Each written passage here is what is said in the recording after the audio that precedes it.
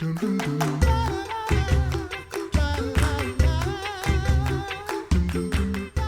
back to the Coffee Hour. I'm Andy Bates. I'm Sarah Gulseth. We continue our conversation, introducing new friends here on the Coffee Hour. Joining us today, the Reverend Jonathan Manor. He's director of PALS. We'll find out what that means in just a minute. It's continuing education, and there are other things in his title that I don't know what they mean. So I'll let him explain those in just a minute. Pastor Manor, welcome to the Coffee Hour. Thanks for having me. See, I can't even read the notes. There are lots of letters. It's all letters. I don't know what they mean.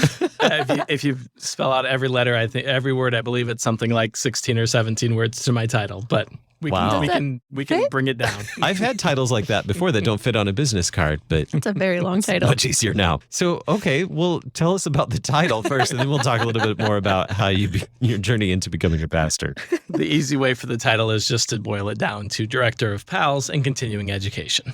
That's the best way to keep it short and sweet. All right. So we'll explain PALS in just a little bit. We'll get to that. But first, how did you become a pastor? How did the Lord bring you into the ministry? I am a second career pastor. My undergrad degree is in business management. And early on in our married life, my wife Tiffany and I, we owned a Dairy Queen and I managed a bagel bakery. So we were food retail, leads right into ministry, right? That's so cool. It was very cool. It was great. So how did you make that jump from owning food establishments to being like, hey, I think I want to go into pastoral ministry? Yeah. I can see the direct connection between bagels and ministry. You're serving people. It's just very different service. Yeah. Yes, it is. Yes, it is.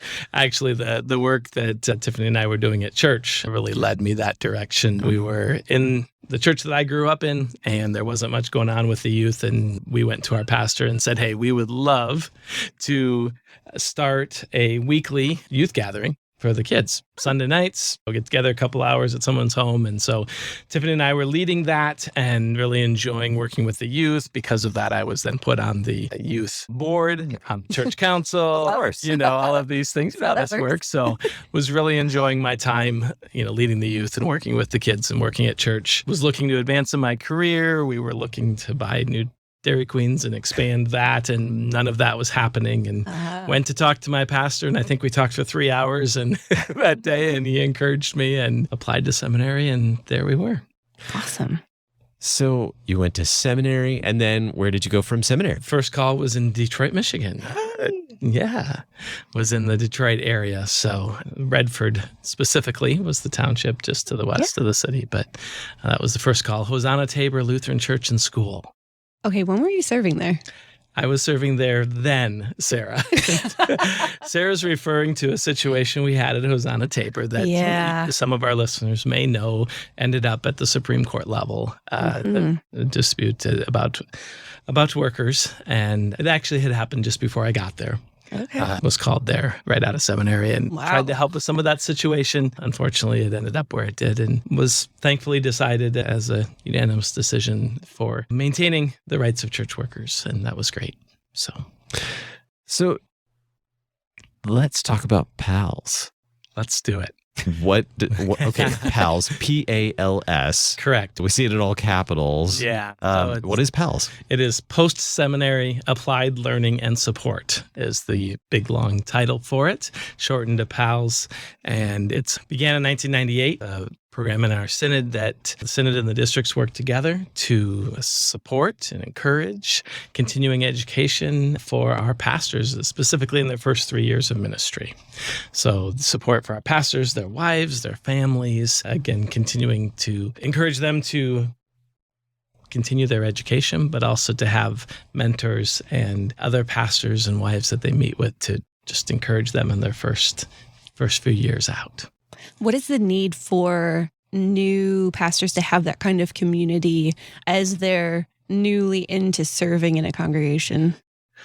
Sometimes newly serving can be a little bit isolating and a little bit of, wow, I had this wonderful community at the seminary that I was at with all of my seminary student brothers and their families and their wives, and we loved it there. And now we're out here in the middle of wherever we are on our own. And wow, what am I doing as a pastor? Mm-hmm. Well, the process of wonderful formation that we had at our seminaries, it's great to encourage that lifelong learning that we all need to be doing, but as pastors to continue that education, but then also to have others that are going through the same things as you, those first few years of ministry. The way that we are structured is that we have a experienced pastor and his wife typically that are the facilitators, one in each of our districts. Some of our districts are big enough. We have a couple of different PALS groups in the district, and those we've identified a facilitator, a pastor who's usually serving in a call still. Sometimes it's a retired pastor, but usually they're serving a call as well.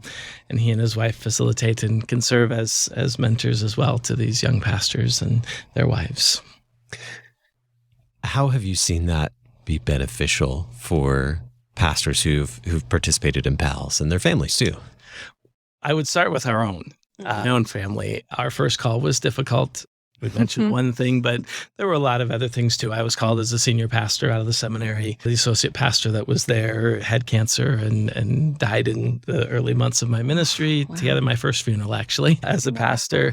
And the church and school, wonderful school, but there's always challenges with that as well. So I had a pretty tough first call, and our PALS group in our area was a lifesaver for us. Just wonderful support and encouragement that you're going to be okay. And you can do this. And that was important for us and helped with the learning as well and continuing that learning. So that was where it benefited my family. The last 8 years, Tiffany and I have served as facilitators in where I was serving a couple different churches. And we've seen a big benefit there.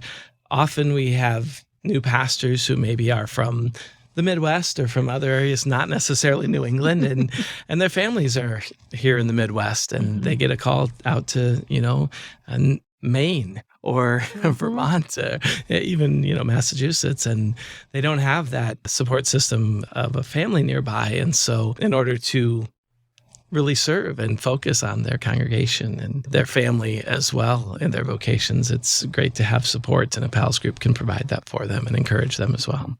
Yeah. So the continuing education part is another part of what you get to be doing.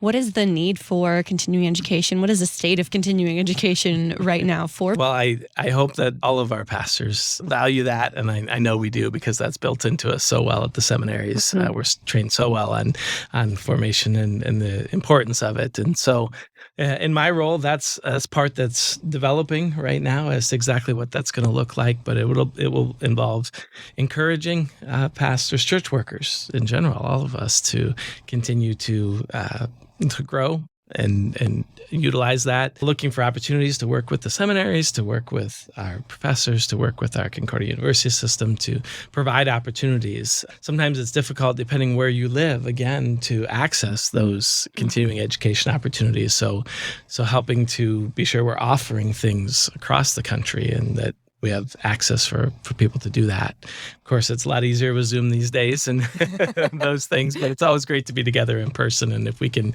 continue to provide those opportunities, and part of my role too will be looking at the statistics of who is using it and who, how can we serve others better? Are there areas that it's difficult to have continuing ed? So working with that, and like I said, encouraging church workers to take part in it so that we can continue to grow and serve the Lord in ways that are beneficial. All right, you ready for lightning round? Oh, let's do it. Yeah. Lightning round, rapid fire questions about your favorites. Favorite food or cuisine? Food, pizza, definitely. Mexican cuisine, if we're going a whole category, or barbecue, either one. That's both Mexican food today. Mm-hmm. That's impressive. Okay, favorite book other than the Bible?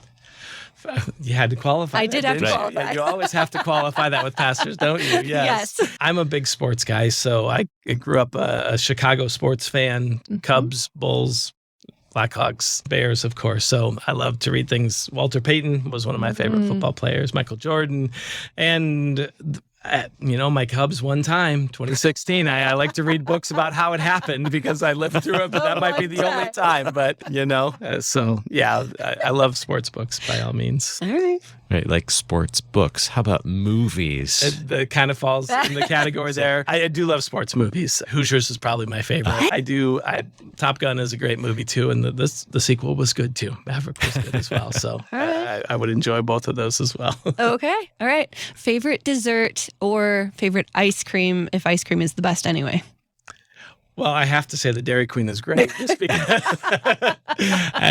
I truly do believe that. Soft serve ice cream, you go Dairy Queen. Custard, you got to go Ted Drew's. Okay. By all means. If you're just going general dessert, Texas sheet cake. If you're familiar with that, that's my favorite. Or a good piece of cheesecake.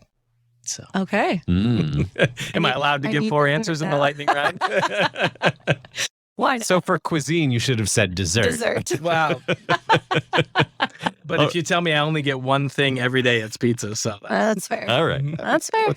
All right. Favorite vacation destination. Now, it could be somewhere you've gone for vacation before, or maybe dream vacation. So favorite vacation destination. yeah, well, in general, the favorite destination is somewhere warm, on water, and good snorkeling. Ooh. My wife and I have been blessed to take some trips where we've really enjoyed the snorkeling and the fish that are there and the wonderful sea creatures. Last time we got to do that, it was a sea turtle that came swimming by while we were snorkeling. Wow. A big, huge thing, and that was pretty cool to swim with the sea turtles. That is super cool.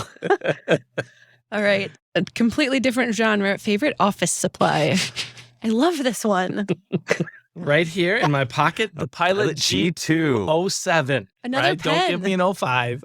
Very 07 specific. is the correct. He came prepared. He I brought know. an example. I love in my pocket always. Extra the points for office that supply one. nerds. I love it. It's Black or blue, red is okay sometimes. I love it. Next question is not fair, but we ask it anyway. Favorite hymn. It isn't fair. You're right. So I could go through the hymnal in each section, give you an Advent and a Christmas, and Right there with you. Easter. Now all you have the- to choose one. all the way so through. If I just have to pick one today, it's probably Lord Thee I Love with All My Heart. Oh. 708 in the Lutheran Service Book. Beautiful, and it needs to be at my funeral, but it's beautiful to sing about life as well and the way the Lord leads us through that life. So Solid choice. thank All you. right. Another unfair one. Favorite Bible verse. Yeah, that is a little unfair too, but I would probably gravitate to Romans 1:16, for I'm not ashamed of the gospel, for it is the power of God for salvation for all who believe.